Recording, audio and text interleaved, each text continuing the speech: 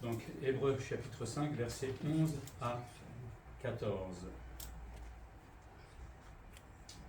Il est dit, nous avons beaucoup à dire là-dessus et des choses difficiles à expliquer. Je ne vais pas revoir le contexte, mais on parle de Jésus, souverain sacrificateur, etc. et beaucoup de choses. Mais, donc, parce que vous êtes devenus lents à comprendre.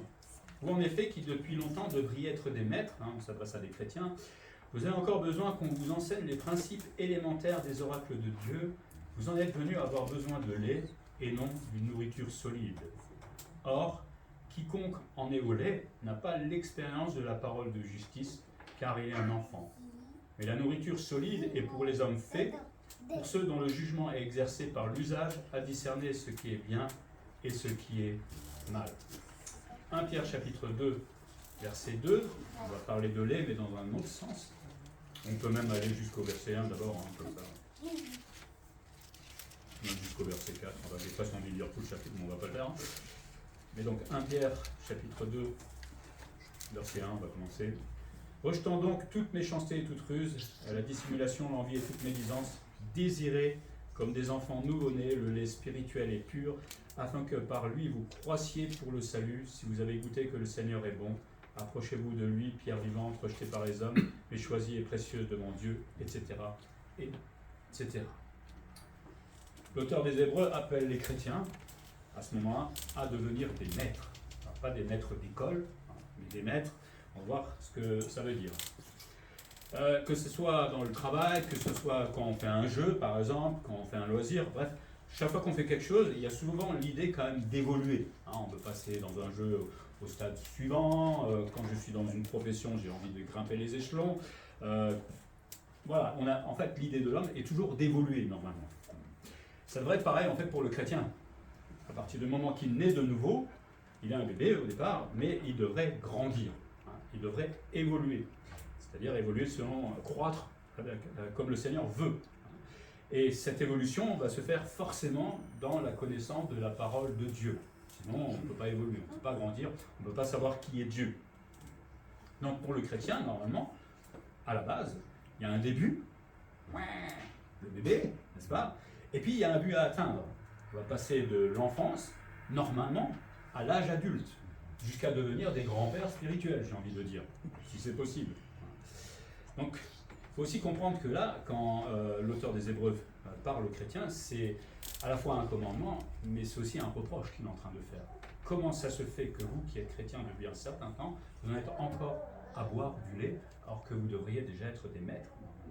C'est peut-être le reproche que le Seigneur peut nous faire aussi à nous aujourd'hui. C'est un commandement que de grandir. Ce n'est pas une proposition de la part du Seigneur. Et ce n'est pas en disant je vais le faire demain ou après-demain ou après-demain. Il sera trop tard. Ça commence normalement à la nouvelle naissance. Et puis on poursuit notre croissance jusqu'à ce que le Seigneur nous prenne. Donc l'auteur nous parle d'abord qu'on est normalement des maîtres en devenir. Chaque chrétien, ce n'est pas le pasteur, ce n'est pas le diacre. C'est chaque chrétien est appelé à devenir un maître. On s'entend. Alors là, dans le contexte, on voit qu'il y avait des chrétiens qui étaient un peu lents à comprendre. Beaucoup de chrétiens, parfois, n'avancent pas. Alors, je ne sais pas s'ils ont moins de temps que peut-être d'autres, c'est faux complètement, mais ils n'ont pas le temps pour lire, soi-disant, étudier les Écritures. En tout cas, ils ne le font pas. Et puis, ils vont rester comme au premier jour de leur conversion, deuxième, troisième, éventuellement. Mais si je viens 10 ans après et leur poser 2 questions simples sur la Bible, ils ne sont pas capables de répondre. Ou des questions pratiques dans leur vie, qui est liée forcément à la Bible, ils ne savent pas quoi faire dans telle ou telle situation. Au bout de quelques années de vie chrétienne, c'est absolument pas normal. Si votre bébé était encore à l'état de 2 mois, 5 ans plus tard, vous serez déjà allé à l'hôpital avant. À mon avis, dites, il y a un problème, il y a quelque chose qui cloche. Alors qu'est-ce qui fait qu'on n'avance pas parfois? On a vu la parabole tout à l'heure, de bon grain et de l'ivraie. Peut-être qu'il n'y a pas de vraie nouvelle naissance et qu'on vient à l'église régulièrement peut-être, ou pas régulièrement, souvent, mais que, en fait, au fond, il ne s'est rien passé. Soit je suis mes parents, soit je suis une coutume, religieusement peut-être, où j'ai fait une conversion que j'appelle moi sentimentale, émotionnelle. Vous savez, aujourd'hui, on fait des grands concerts où ça chante, où vous avez plein d'émotions, vous sortez, vous avez l'impression d'être sauvé, mais vous n'êtes pas sauvé. Ce n'est pas l'émotion qui crée le salut. La seule émotion qu'on a au salut, c'est de pleurer amèrement sur son péché. Et ça fait mal, parce qu'on s'est trompé et on se rend compte. Sinon, le reste, c'est du vent. Peut-être ça peut être de la paresse spirituelle. Des fois, la vie est comme ça, où on n'est peut-être pas quelqu'un de motivé, ou peut-être qu'on ne se sent pas motivé, je ne sais pas. Mais on va se dire, je suis chrétien, minimum, syndical, très bien, moi ça me convient, je vais avancer tout doucement, j'ai le temps.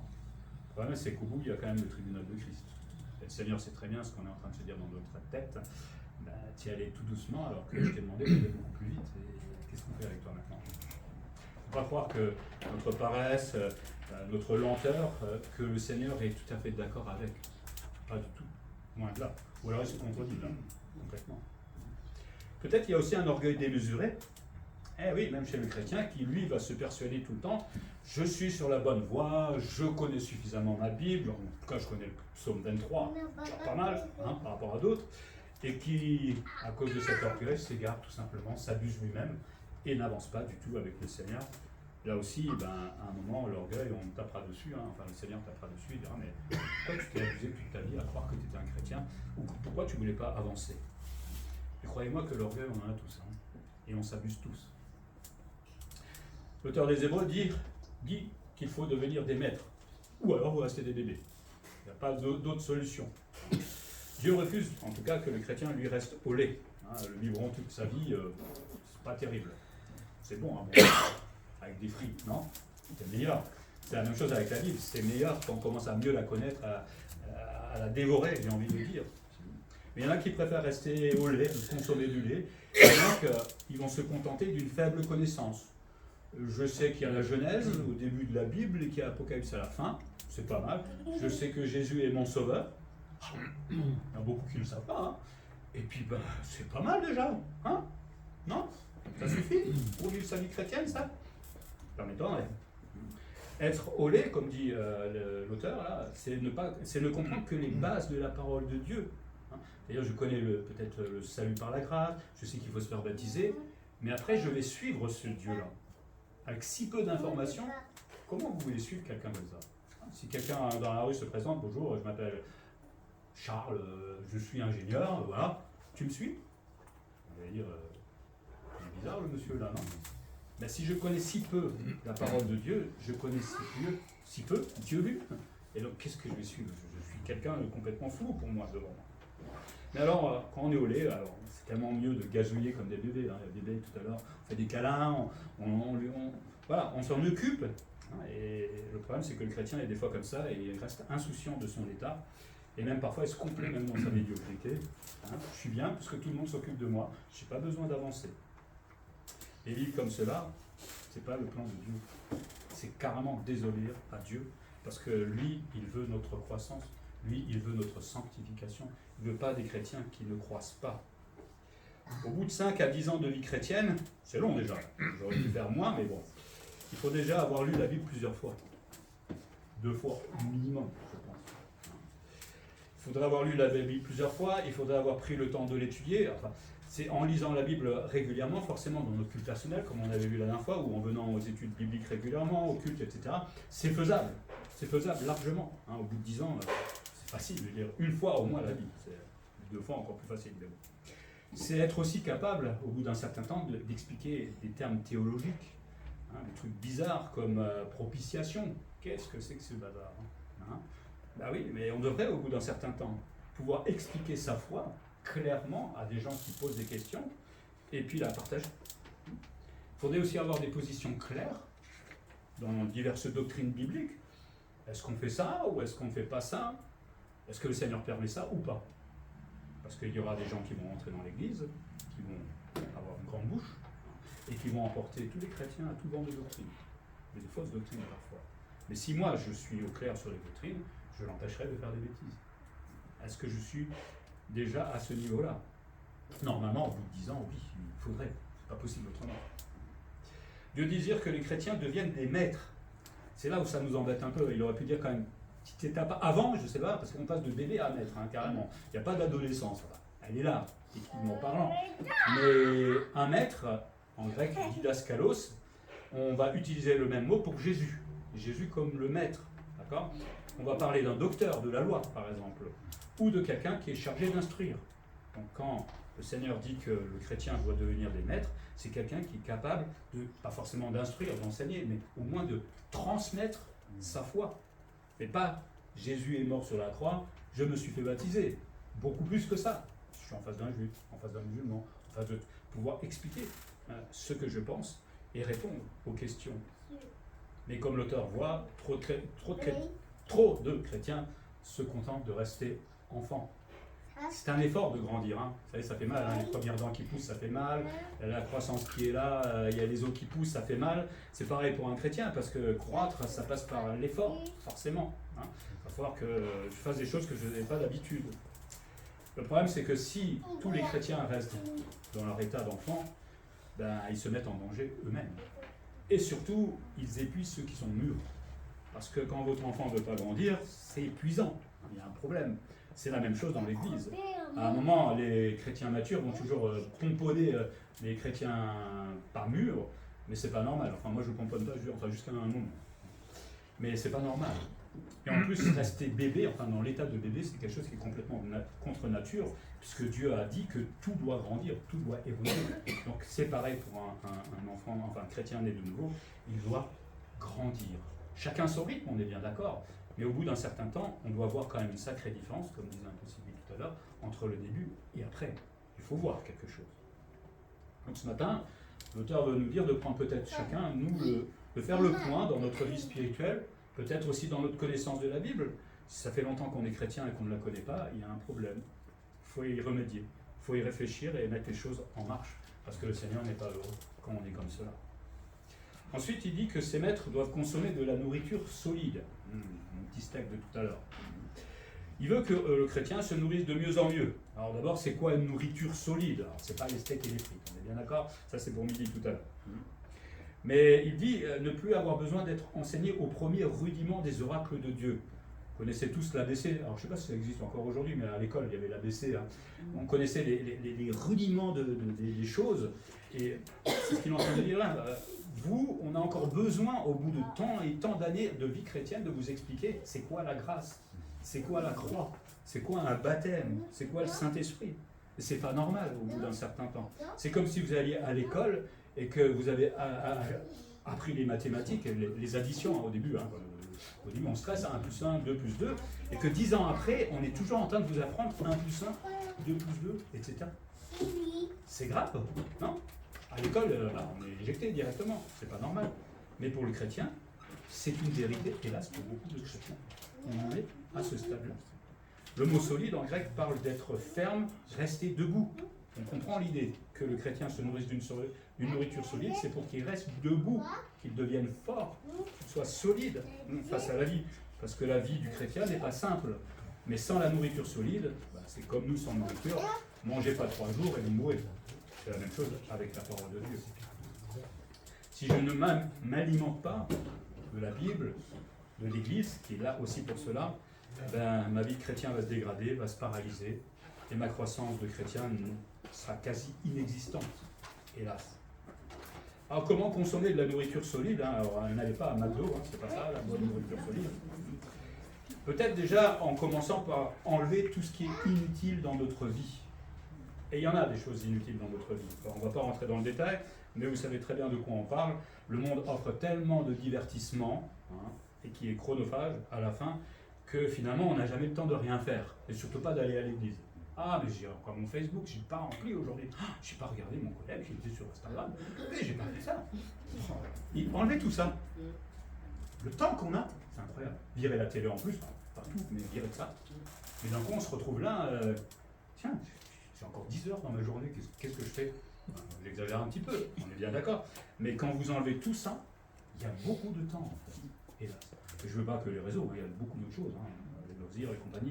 C'est pas qu'on n'a pas le droit d'en faire, c'est pas ça le problème. Mais quand même, à un moment, si c'est ça qui me bouffe toute la vie et m'empêche de grandir avec le Seigneur, il y a un problème. Ce temps, réduisons-le peut-être, et passons-le plutôt à lire la Bible, faire notre culte personnel, comme on a vu la semaine dernière, à étudier la Bible à l'église, parce qu'on a besoin d'aide.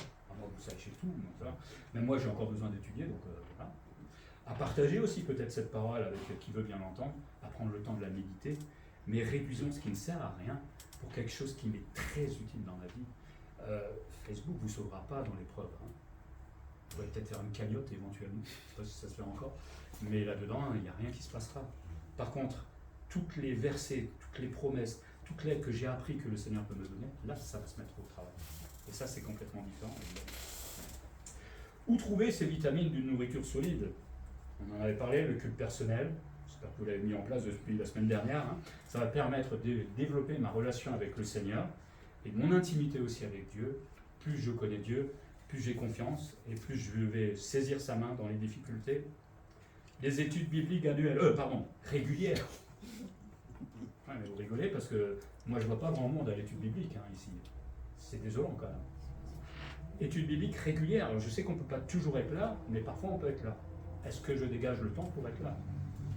On est en train de parler de Genèse en ce moment. Si je vous demande quelles sont les théories de Genèse 1.1, est-ce que vous serez capable de me répondre sur le premier verset? Pas forcément. Et pourtant, on devrait le savoir. On peut aussi trouver des vitamines dans la lecture de livres chrétiens. J'ai une bibliothèque qui est pleine, j'aimerais bien que ce soit vide des fois. Que vous ayez pris tous les livres. Il y a des bons livres. Si vous ne savez pas quoi choisir, venez me voir. Demandez à Sylvie aussi, elle connaît beaucoup de livres qu'elle a lus. Elle donnera des conseils. Il y a des commentaires aussi. Il y a des bons commentaires. Parfois on lit la Bible et on ne comprend pas. Je vous montrerai, il y a des commentaires, vous pouvez lire et ça va vous expliquer un petit peu tout cela. Tout est là pour nous aider à comprendre la Bible. Et puis le summum, c'est la régularité. C'est la régularité. Est-ce qu'il y a des parents ici qui ont proposé à leur enfant d'aller à l'école 2 fois par mois? Personne. Ben pourquoi vous... C'est insensé quand j'y réfléchis. Pourquoi? Parce que l'enfant, s'il va à l'école 2 fois par mois, il n'apprend rien, on est bien d'accord. En tant que chrétien, j'arrive des fois à l'église 1 fois par mois. C'est la même chose, j'apprendrai jamais rien, très très lentement. Donc on le fait naturellement pour des choses, quelque part, qui nous paraissent légitimes, mais on ne le fait pas naturellement ou spirituellement, j'ai envie de dire, pour des choses qui sont absolument importantes pour nous. La régularité, c'est un grand travail, on va parler tout à l'heure, mais c'est ce qui va me permettre de grandir. Rester au lait, ça révèle plusieurs choses. Je pense d'abord un manque d'amour réel pour le Seigneur. Je ne veux pas juger, on est bien d'accord, hein, je ne suis pas là pour ça, mais en réalité, il y a quelque chose qui prend mon temps, hein, ou il y a quelque chose il y a anguille sous roche, c'est pas normal. Hein, il y a peut-être un vrai manque d'amour ou peut-être un intérêt pour le Seigneur. Je l'ai connu à un moment, puis mes parents peut-être sont plus là, et puis je suis à l'église de temps en temps pour faire comme mes parents éventuellement. Peut-être je ne suis pas né de nouveau, donc peut-être je n'ai pas compris le salut, la grâce de Dieu. C'est un truc énorme quand on y réfléchit. Peut-être que notre amour pour lui a diminué, je sais pas, bon ça peut arriver dans la vie, mais si c'est tout le temps comme ça, c'est pas normal. En tout cas, je pense que notre amour pour lui va se mesurer au rapport qu'on a avec son Église. C'est là qu'il nous veut, pas ailleurs. Alors, il nous veut au travail, il nous veut dans notre famille, il nous veut pour nous reposer, pour prendre des loisirs, ça il est tout à fait d'accord avec, mais pas que, on est bien d'accord. Il nous veut aussi dans son Église. Je me souviens quand j'étais jeune chrétien, je venais de passer par une conversion terrible, parce que je passais du monde noir, spirituel et tout ça, vers la lumière de Christ et tout ça, ça fait drôle, mais j'étais collé à l'église du matin au soir. Voilà. On s'entend, aux réunions en tout cas. Pourquoi? Parce que j'avais besoin d'apprendre, j'avais soif de connaître, de comprendre, de me soigner intérieurement. Et j'étais tout le temps là, j'avais besoin. Ça c'est la réaction normale de quelqu'un qui est né de nouveau. Il ne peut pas faire autrement que vivre comme cela. Évidemment avec le temps, comme on a pris les habitudes au début, on les garde en grandissant. Il y a quand même un paradoxe de dire j'aime Dieu sans l'étudier. J'aime ma femme, mais je ne la connais pas. Bizarre quand même, non? Ben oui, c'est un paradoxe. On ne peut pas aimer quelqu'un sans le connaître. On peut l'aimer un tout petit peu, si on le connaît un tout petit peu. Mais c'est pas vraiment l'amour, hein, c'est des sentiments quelque part. On aime quelqu'un de plus en plus quand on apprend à connaître la personne. Et plus je connais Dieu, et plus mon amour forcément va grandir. Une fois que j'ai compris la grâce, il y a tellement d'autres choses à découvrir dans la vie chrétienne qui vont nous faire aimer Dieu davantage. Le Seigneur est mort pour notre salut, mais aussi pour l'Église. Pour ça. D'accord? Pour que nous puissions nous réunir. Pour qu'il y ait un endroit où le chrétien va pouvoir non seulement croître, partager une communion fraternelle, s'encourager les uns les autres, prier. C'est ça l'Église. Et quelqu'un est mort pour cela. Si moi j'omets d'y aller, je dis au Seigneur, tu n'es pas obligé de mourir pour ça, c'est pas important, quelque part. Vraiment, c'est extrêmement important. Et c'est là qu'il me donne régulièrement, toutes les semaines, rendez-vous. Alors peut-être que j'ai des difficultés à organiser mon emploi du temps. Je suis un peu méchant en disant que c'est un peu hypocrite quand même. Parce que je vois vivre, pas ici, mais partout, hein. Quand il y a un planning qui change pour nos enfants, analyse, on calcule, on arrive à tout gérer et à remettre les choses, les cadrer, et puis on va trouver des solutions, quels que soient les horaires, le lieu, la difficulté, on est prêt à se déplacer, on est prêt à faire un tas d'efforts pour remettre les choses en place. Et on y arrive. Pour notre emploi, si je dois changer d'emploi, il faut que je prenne le RER. Ça ne me plairait pas de le prendre, mais si je ne peux pas faire autrement parce que je dois manger, eh bien, je suis prêt à réorganiser ma vie, même faire des choses qui ne me plaisent pas, réorganiser ma vie familiale. Bref, on va le faire. On est bien d'accord. Vous voyez où je veux arriver? Évidemment. Pour le Seigneur, on verra ça demain, hein. On n'est pas pressé. On ne va pas trop organiser. Je n'ai pas le temps là en ce moment, Seigneur, d'organiser, réorganiser ma vie. C'est quand même curieux ça. Que pour nos choses à nous, on arrive à le faire, mais pour le Seigneur, et on est des maîtres de réorganiser des fois les choses. Mais pour le Seigneur, ça, on verra ça demain. Parce que j'organise ma semaine, moi le lundi matin, ou je ne sais pas comment vous faites, mais avec la même intensité pour l'Église et ma vie. Hein, le lundi matin, je pense à ce que je vais faire dans ma semaine, je vais organiser tout ça avec mes enfants, la famille, etc. Et est-ce que là-dedans, de temps en temps, il ne faudrait peut-être pas y placer juste Église, études, prière, je ne sais pas, ce qu'on peut faire éventuellement. Hein, mais placer ça quelque part là-dedans. Et pas le mettre toujours à l'extérieur en disant on verra la semaine prochaine. Et puis la semaine prochaine, et puis la semaine prochaine. Vous imaginez vos enfants, si vous regardez, et vous dites je ne vais pas organiser pour t'emmener à l'école parce que je n'ai pas envie. L'enfant sur le bord de la route, il va se dire qu'est-ce qui se passe? Mais papa, il m'aime plus. J'ai vu exactement le même père, enfin le même enfant, on pourrait dire, qui regardera qu'est-ce que vous faites avec moi? Pourquoi vous me mettez au bord de la route? En même temps, ça révèle nos priorités peut-être. Alors c'est que j'ai rien contre la famille, les loisirs, etc. Mais ils sont ultra prioritaires, bien souvent, sur le royaume de Dieu. C'est toujours au bout, là-bas, à la fin de la liste, Jésus.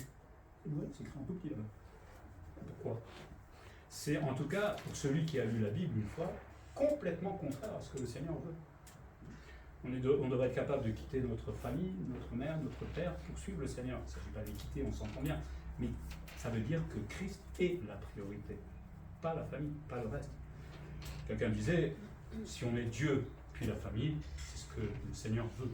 Et pas la famille puis Dieu. Parce qu'on oubliera toujours Dieu. Pour un vrai chrétien, c'est le royaume de Dieu, sans devenir un fanatique, on s'entend bien, je ne suis pas en train de dire qu'il va là avec 14/24, de toute façon je vous mettrai dehors, vous allez être tranquille. Mais c'est normalement le royaume de Dieu qui est sa priorité dans sa vie. C'est pas pour autant qu'on va renier la famille, qu'on ne va pas l'aimer, qu'on ne va pas s'en occuper, qu'on ne va pas faire des loisirs, sortir, etc. On peut tout faire, mais il y a quand même une priorité. Et dans cette priorité, normalement, la famille est inclue et devrait justement être placée dans cette priorité pour que les enfants connaissent le Seigneur aussi, à un moment. Si un jour le Seigneur, parce qu'il est fatigué ou parce qu'il va aller au sport, je ne sais pas, il disait écoute, j'ai pas le temps cette semaine de m'organiser pour toi, tu vas te débrouiller dans tes épreuves. Vous lui diriez quoi? Vous me regardez avec une tête bizarre d'un coup, hein, parce que le Seigneur ne le fera jamais, on sait bien, il est fidèle, il est fidèle pour nous. Mais imaginez qu'il le fasse un jour, qu'est-ce qui se passerait? Tout s'écroule autour de nous. Eh oui, parce que l'aide qu'il nous accorde normalement, elle n'est plus là. Le temps qu'il est avec nous pour nous reprendre, pour nous encourager, il ne le donne plus. Eh ben, c'est triste si le Seigneur n'arrive pas à s'organiser pour nous. Et là, alors là, on va lever le pont en disant mais Seigneur, pourquoi tu t'occupes pas de moi? On serait capable de faire ça en plus. On retourne la situation, on a bien compris. Le Seigneur voudrait aussi qu'on prenne du temps pour lui. Parce qu'il en prend beaucoup pour moi. Si Dieu nous aime, et ça tout le monde le croit bien souvent, ça ne veut pas dire qu'il cautionne nos manquements dans ce domaine. C'est pas pour ça qu'il est d'accord. Dieu m'aime, et comme un papa, il va reprendre son enfant à un moment ou à un autre. Si on reste au lait, forcément, à un moment, on va s'écrouler, on va s'aplatir. Mais le Seigneur n'aime pas qu'on ne lui obéisse pas. Et puis, une troisième chose, des maîtres qui désirent grandir vraiment spirituellement. Quand on parle de croissance spirituelle, on sait toujours que ça passe par la douleur, difficulté. Bref, c'est pas quelque chose qu'on aime naturellement, c'est clair. Mais il faut avoir au moins déjà le désir de croître. Si au bout d'une année de vie chrétienne, j'ai les mains dans les poches en me disant wow, je suis bien, je suis en avance. C'est pas ça, la vie chrétienne. Mais ce désir de croître va venir de plusieurs choses. D'abord, d'une immense reconnaissance envers Dieu. Quand je parlais du salut tout à l'heure, il faudrait de temps en temps revenir à la croix, s'arrêter, se dire « j'étais là, quelle horreur, et le Seigneur m'a placé là ». D'accord ? Alors, c'est vrai que la vie de chacun est complètement différente, mais moi, j'aimerais pas retourner là où j'étais avant, honnêtement. Méditer sur le salut, se souvenir du vrai amour de Christ pour moi. Il a pris ma place. Prenez un clou, prenez un marteau, regardez ce que ça fait sur votre main. Je sais pas, on va imaginer la douleur qu'on aurait dû vivre, mais que le Seigneur a pris à ma place. Ça mérite quand même de l'amour, non ? Énormément. Quelqu'un qui reste au lait, on va dire oui, bon, c'est la croix, hein. Le Seigneur a dû le faire parce qu'il voulait nous sauver, et puis voilà. Et on bazarde le truc rapidement comme ça. Il n'y a pas d'émotion, il n'y a pas de compréhension, et c'est bien triste. On minimise le salut. C'est aussi un désir d'obéir. Celui qui est né de nouveau a compris que obéir à lui-même l'a conduit à la perdition. On est bien d'accord. Alors c'est vrai qu'on continue encore à s'obéir un petit peu, hein, beaucoup des fois, c'est la chair, évidemment, mais il a le désir d'essayer d'obéir de mieux en mieux au Seigneur. Et là c'est encore un ordre de la part du Seigneur qui veut notre sanctification, notre transformation. Alors ça va prendre son temps, hein. Dieu a aussi son plan avec nous, mais il faudrait qu'on soit disponible. Le désir de croître vient aussi peut-être de la compréhension de mon extrême fragilité spirituelle. À moins qu'il n'y ait que des chrétiens forts ici. Persécution, pas de problème, je vais au lion. Gloire à Dieu, me fait bouffer. Je suis pas sûr hein, qu'on court comme ça, vers le lion. En même temps, on ne courait pas vers le lion, si même pas vers vous, hein, éventuellement. Mais est-ce qu'on a conscience de notre situation spirituelle ? Et je crois qu'on est tous faibles, au moins dans un domaine. Et on a besoin justement de nous renforcer. Si on reconnaît son état, au moins on va être dans l'humilité. Et quand je suis dans l'humilité, eh bien, d'un coup, j'ai le désir de croître. J'ai le besoin même de croître. Parce que je sais que si je reste dans cet état-là, je vais m'écrouler un jour ou l'autre, face à l'épreuve. Donc, prendre conscience de qui on est et comment on est. Et on va faire tout pour se soigner. On va aller aux urgences de la parole de Dieu. Je fais mal le tampon, mais c'est bizarre. C'était l'ambulance, c'est pas grave. Je vais aller, oui, donc, par urgence vers la parole et je vais laisser le Saint-Esprit me soigner parce que j'ai envie de devenir fort spirituellement. Le désir de croître vient aussi d'une volonté de démontrer mon amour à Christ. C'est une chose de se savoir aimer, mais le Seigneur aime aussi qu'on démontre notre amour. On fait ça évidemment naturellement dans notre famille, on démontre l'amour pour les enfants, pour le mari, pour la femme, on le fait tout le temps. Et je démontre mon amour comment au Seigneur ? En restant devant ma télé, les mains dans les poches, à l'heure de la réunion ou je sais pas quoi. Quel amour! C'est comme je disais, mon enfant reste à l'école, hein, je suis devant la télé, j'ai pas le temps de te chercher. Hein. J'arriverai un jour ou l'autre. Ça serait bien triste de faire cela. Ça met surtout en évidence ce qui est le plus important dans ma vie, moi ou Christ, ou peut-être même le monde, hélas pour certains. Et vraiment chrétien, je pense celui qui désire croître. C'est pas toujours simple hein, de croître, on a les hauts, on a les bas, on est bien d'accord, mais au fond de son cœur, il sait qu'il a besoin de grandir.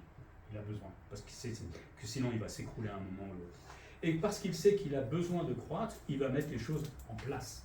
Il va s'organiser, il va agir. Hein, c'est pas, je sais qu'il faut que je croisse. Oh, le beau papillon. C'est pas ça.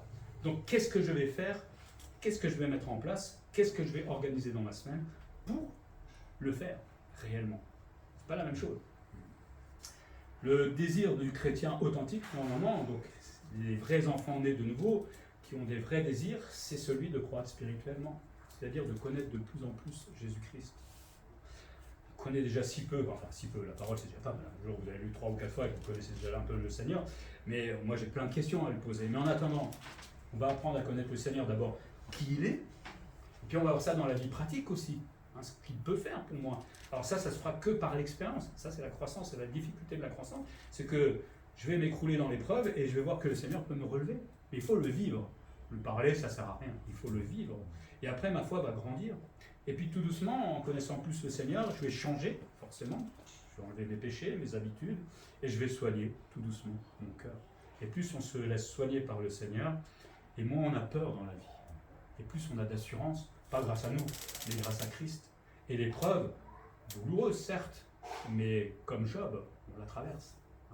C'est quand même mieux, non, de traverser l'épreuve en étant fort, avec l'assurance que le Seigneur est à côté de nous, que de nous écrouler là comme une crêpe.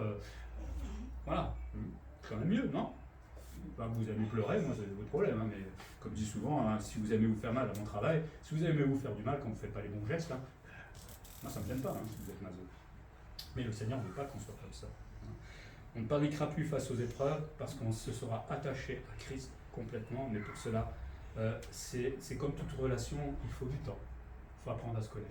Dieu me connaît par cœur, c'est moi-même qui ne me connais pas, mais j'ai surtout moi besoin de connaître Dieu et la paix qu'il veut m'accorder. On a lu dans Pierre tout à l'heure que le chrétien doit désirer le lait spirituel. Alors, hein, le lait, il n'est pas négatif, il est positif plutôt. Hein. Le lait, c'est là plutôt synonyme de croissance. Hein. Vous vous souvenez quand vous étiez bébé, hein, dès qu'on voyait le biberon de loin, hein, comme mon lapin quand il voit à manger, il court comme un malade, ou comme des poules. Hein. Enfin, on se comprend. Hein. Pas vous traitez de poule non plus, excusez-moi. Mais voilà, on comprend l'idée. On avait besoin de ce lait spirituel, enfin, de ce lait quand on était bébé. On a besoin de ce lait spirituel aujourd'hui en tant que chrétien et on devrait avoir la même intensité de le chercher ce biberon. Le problème, c'est que beaucoup de chrétiens n'ont pas cet intérêt, n'aiment pas les études bibliques, je ne sais pas. Alors peut-être qu'on peut changer les horaires éventuellement. S'il y en a qui veulent venir, qui ne peuvent pas, tout se renégocie. Hein. N'hésitez pas hein, à me demander s'il y a besoin de faire ça autrement. Hein. Les choses ne sont pas dans le marbre. Pareil pour le culte, pareil pour les réunions de prière. Hein. S'il y a des vrais désirs, on les dit. Mais pour l'instant, personne n'en parle, donc c'est qu'on est bien comme ça. C'est pas normal. Mais on va courir après d'autres choses. Alors, peut-être certains chrétiens vont courir après l'argent, parce qu'on va avoir plus d'argent, et donc on va remettre l'église, les études, ou la prière, ou je sais pas quoi. J'ai besoin de plus d'argent. Hein. Les loisirs, alors 1, 2, 3, 4 loisirs, d'un coup j'ai plus le temps dans la semaine. Le sport, je sais pas, le divertissement, enfin, tellement de choses qui peuvent nous éloigner, tout simplement, de Dieu. C'est pas qu'il faut pas le faire, on a bien compris. Mais dans le programme, sport, loisirs, Facebook, Jésus-Christ. Ouais, c'est tout, pas compliqué. Et pas sport, loisirs, réseau, Jésus, m'envoie vers Zabza. Hein. C'est tout simple. C'est pas compliqué de le rajouter, en fait, dans notre programme. Dieu veut des hommes et des femmes chrétiens à peu près faits. C'est ce qui est marqué. Il veut des hommes et des femmes chrétiens faits. Fait, téléos, en grec, parle d'être parfait, devenu parfait. Vous voyez la chape qui commence à venir là sur le... Dieu ne veut pas des chrétiens à moitié faits, il veut des gens qui deviennent parfaits. Vous vous sentez là? Même moi, hein, des fois je me dis, bon, il y a du boulot. Devenir, hein, ça veut dire que ça ne se fait pas comme ça du jour au lendemain. Il y a un programme pour y aller jusque-là. Mais Dieu ne veut pas des chrétiens bébés, enfants, qui pleurent, etc. Il veut des chrétiens matures, des chrétiens qui se deviennent forts. Ça prend son temps. Et au bout de 5-10 ans de vie chrétienne, on devrait déjà être des hommes mûrs et faits, normalement. Il ne veut pas des bébés qui pleurent à chaque difficulté. Épreuve, le Seigneur, il est où? Je ne sais pas, qu'est-ce qu'il fait, etc. Enfin, on rigole, mais on est souvent comme ça, hélas. Hein. Mais si on en est à pleurer, comme à pleurnicher chaque fois qu'il y a une épreuve, on voit très bien l'état de votre vie spirituelle. Ben oui, on voit bien qu'il n'y a pas eu d'études derrière, on voit qu'il n'y a pas eu de formation, qu'on n'a pas suivi le programme de Dieu. Je ne dis pas que les grosses épreuves, on n'est pas dans les larmes, on est bien d'accord, mais il y a une réaction qu'on va voir. Est-ce qu'on est des chrétiens capables de partager la Bible? Alors tout le monde n'a pas le don d'enseigner, on est bien d'accord, mais tout le monde est capable de parler. Vous savez parler. Vous pouvez parler de la Bible à quelqu'un, dans vos mots, dans la simplicité de votre langage, ce qui est des fois mieux qu'un pasteur qui vient avec sa théologie, hein, l'autre ne comprend rien du tout en face. Hein. Mais moi j'aimais beaucoup parler du Seigneur quand j'étais jeune chrétien, j'ai dû dire des bêtises peut-être à mon collègue qui me ramenait tous les jours, mais je le saoulais tous les jours. Hein. Je ne sais pas si c'est converti, mais en tout cas c'était avec les mots que j'avais à ce moment-là. Le Seigneur veut qu'on soit capable de partager la parole, pas les choses compliquées, mais des choses déjà un peu plus compliquées que juste le salut et le baptême, parce qu'en face de vous, vous avez des témoins de Jéhovah, vous avez des musulmans, vous avez des mormons, vous avez des gens qui ont une doctrine. Alors eux, ils sont à fond dedans par contre, hein, pour la plupart. Mais qu'est-ce que je vais leur répondre si j'ai juste à dire « sois sauvé et baptisé ». Non, ça n'a pas marché. Ah oui, ça n'a pas marché, parce qu'il faut lui parler de la grâce, ça n'a rien à voir avec les œuvres, etc., etc. Dieu veut donc des chrétiens capables de discernement aussi. On parlait tout à l'heure, Sylvie en parlait tout à l'heure. Des gens capables de juger de ce qui est bien ou mal, c'est-à-dire de connaître la volonté de Dieu, pas de juger en fonction de ma justice à moi, parce que souvent on fait mal. Si on devait là poser un problème, et je vous demande à chacun de rendre justice, personne ne fera la même chose. Parce qu'on est à des arrière-plans différents, parce qu'on est avancé ou pas avec le Seigneur, mais ce que le Seigneur veut à un moment, c'est qu'on est capable de discerner ce qui est bien et mal. Et comment je peux discerner ce qui est bien et mal? L'affiner au maximum quand j'aurais lu 15 fois, 5 fois la Bible. Ah oui, parce que moi j'arrive pas à mémoriser en une fois. Au bout de 2, 3, 4 fois, en lisant régulièrement, les informations vont rentrer dans la tête et on va être capable de dire tiens, ça le Seigneur ne veut pas, ça il veut, il est capable. Ou trouver au moins des principes par rapport à tout ce que j'ai lu dans la Bible. C'est quand même chouette quand, face à une situation, on sait quoi faire. Non? Plutôt que je vais à droite ou je vais à gauche. Milieu? Non, ça n'existe pas le milieu en fait, c'est ça le problème. C'est quand même bien de savoir quoi faire. Et pour ça, il faut avoir une grande connaissance de la Bible et je pense aussi en même temps une bonne vie d'expérience chrétienne. Les deux sont forcément liés, on ne va pas grandir dans notre foi sans qu'on connaisse la Bible non plus. Si je vous posais des questions, si quelqu'un qui parlait en langue rentrait dans l'église, qu'est-ce que vous lui diriez? Je ne vais pas vous répondre. Est-ce que vous êtes capable de défendre notre position ici? Jusqu'à présent, est-ce qu'on est capable de dire combien il y a de livres dans la Bible? 66. Il y en a qui savent. Pas tout le monde. Je ne vais pas vous demander l'Ancien Testament et le Nouveau Testament. L'Ancien Testament, c'est 27. Il y a 9 et 37. Si les souvenirs sont là. Si je parle propitiation, comme je disais tout à l'heure, c'est quoi la propitiation? C'est quelque chose qui fait partie de notre salut.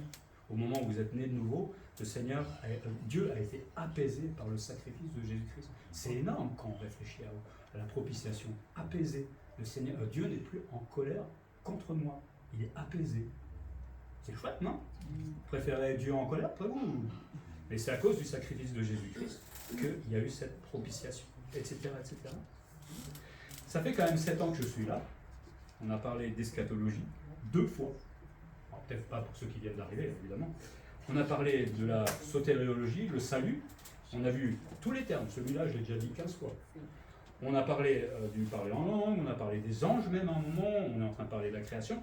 Je pense qu'on a déjà fait un sacré panel de choses que le chrétien doit savoir.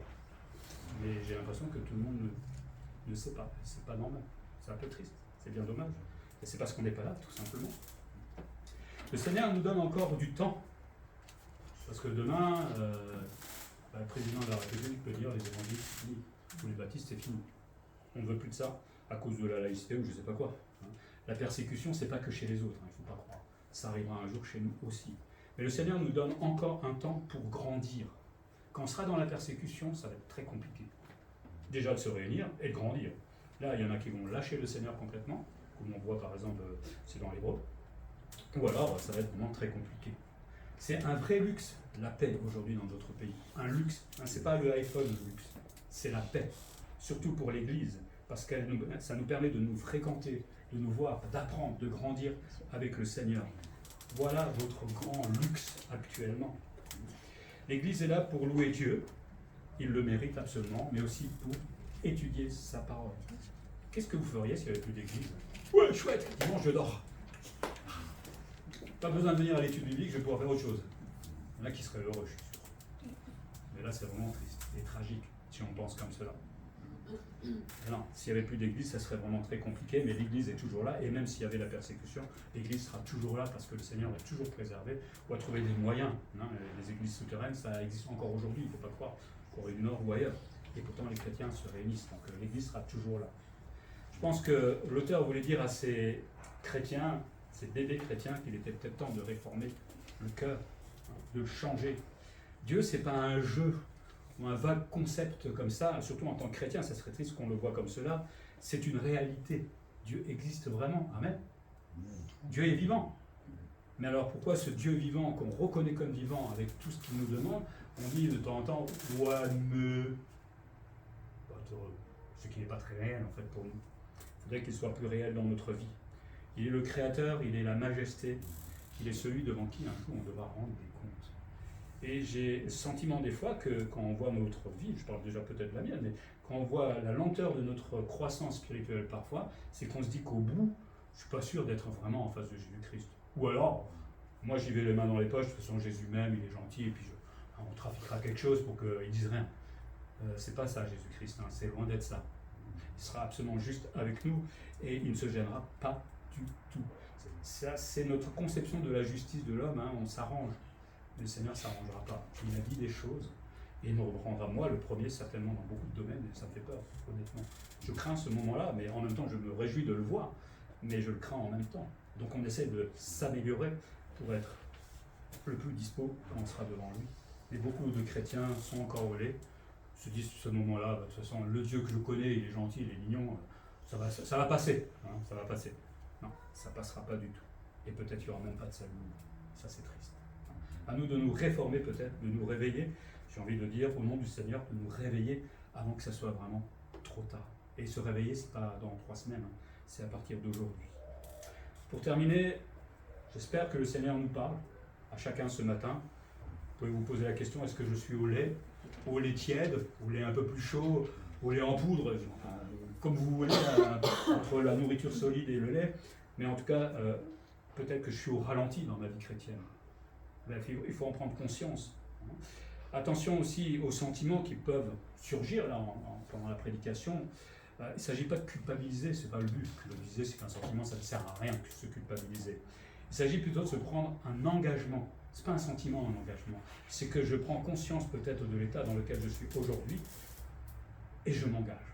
Et je décide aujourd'hui de réformer mon cœur. Je décide aujourd'hui de faire ce que le Seigneur me demande, de croître tout simplement avec lui. C'est une décision que je dois prendre. Et là, vous ne dites pas que ça sera la semaine prochaine, dans un mois. C'est aujourd'hui qu'il faut la prendre. Sinon, on va pousser ça de nouveau très loin. C'est saisir le besoin réel aussi que j'ai du conseil de Dieu dans ma vie. À moins que vous soyez des gens absolument sages, avec une intelligence sans nom, et avec un discernement, et que vous savez tout. Quelqu'un ? Vous êtes comme moi, non ? La vie, ça fait peur parfois. On ne sait pas où on va. Moi, je m'inquiète pour le lendemain, mais face à des situations, c'est vrai que on tombe à genoux et on ne sait plus où on va. Mais c'est là où je sais que j'ai un conseil divin, que j'ai quelqu'un qui peut m'aider. Et c'est le Seigneur qui va prendre le relais et qui va, à ce moment-là, m'aider aussi à grandir. Alors, comme on l'a dit, si je m'engage aujourd'hui, il va falloir que je pose mon planning sur la table. Ça, pas utile. Ça, pas utile. Ça, tiens, c'est pour l'étude biblique. Hein, on va mettre quelque chose, etc., etc. Il faut tout réorganiser. C'est ça, s'engager aussi. Réorganiser tout simplement sa vie et surtout sa vie autour de Christ. Marcher en avant ou croître spirituellement, forcément, ça bouscule mes habitudes. C'est logique. Job, vous savez, avant qu'il ait son épreuve, il n'était pas en train de se dire « je vais vite regarder mon émission télé ce soir, hein, je suis content », et puis ça lui tombait pif dessus. Il ne s'est pas dit « oh zut ». Il a été bousculé dans ses habitudes. Bon, il n'y avait pas la télé à l'époque, je vous rassure, hein, Job, juste comme ça. Mais il a été complètement bousculé dans ses habitudes pour finalement faire totalement confiance à Dieu. Mais ça ne lui a pas plu, hein, d'être malade, etc., de voir tout, d'être ruiné et compagnie. Ça lui a plu, vous pensez ? Non, c'est la même chose pour nous. Si je veux réformer mon cœur, si je veux vraiment m'engager à croître spirituellement, il va falloir que je bouscule mes habitudes. Et c'est pas agréable, je le sais. Mais une fois que c'est fait, les bonnes habitudes sont là, et il n'y a plus de problème en fait. C'est juste le petit passage un peu difficile de réorganiser notre vie. Et plus j'attendrai, plus ça va être difficile. Plus je vais tomber. Et plus à la fin, le Seigneur m'en fera le reproche. Pas de culpabilité, simplement agir. Que nous puissions, à l'instar, j'espère, de ces chrétiens, devenir des chrétiens maîtres. C'est beau, des maîtres. Le Seigneur veut qu'on soit des maîtres. C'est pas mal ça quand même. Pas des maîtres d'école, hein, on s'entend bien. Des maîtres spirituels, des chrétiens qui sont matures. Et je pense que quand on essaie de tendre à cela, eh ben, on rend Dieu vraiment heureux.